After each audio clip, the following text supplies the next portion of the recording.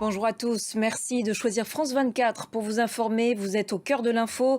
On est ensemble jusqu'à 21 h, heure de Paris. Voici les titres de ce samedi 13 juillet. Au Proche-Orient, nouveau raid aérien très meurtrier de l'armée israélienne aujourd'hui. Je vous le disais, sur un bâtiment situé dans le camp de déplacés de Mawassi à l'ouest de Khan Younes.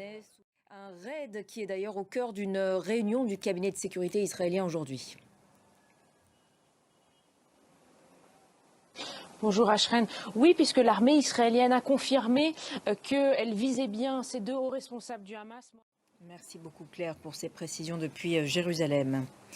Dans l'actualité politique en France, maintenant, 6 jours après le second tour des législatives, les tractations se poursuivent au sein du nouveau Front populaire pour voir émerger un nom consensuel pour Matignon. Pour une partie du NFP, l'actuelle présidente de la région de la Réunion, Huguette Bello, est une potentielle candidate, même si le Parti socialiste lui préférerait son patron Olivier Faure. Augustin Arnal.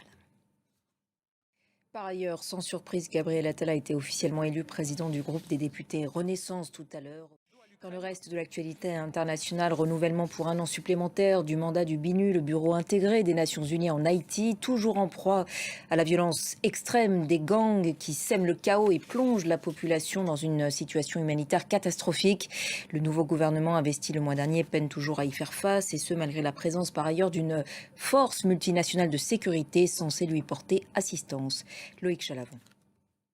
Allez, du sport à présent avec la 14e étape du Tour de France, aujourd'hui au cœur des Pyrénées. Vainqueur de l'étape tout à l'heure, le maillot jaune Tadej Pogacar, le Slovène qui l'a emporté avec 39 secondes d'avance sur le tenant du titre, Jonas Vingegaard. Cette 14e étape comprenait entre autres l'ascension du mythique Tourmalet, célèbre pour sa difficulté qui séduit aussi, vous allez le voir, les amateurs. Sur place, l'engouement était au rendez-vous. C'est un reportage d'Anthony Joly, Olivier Gardette et Francis Simoes.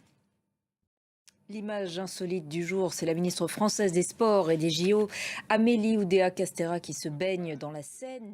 Et puis à moins de 2 semaines maintenant de la cérémonie d'ouverture des JO, dernier préparatif, dernière finition sur les sites olympiques.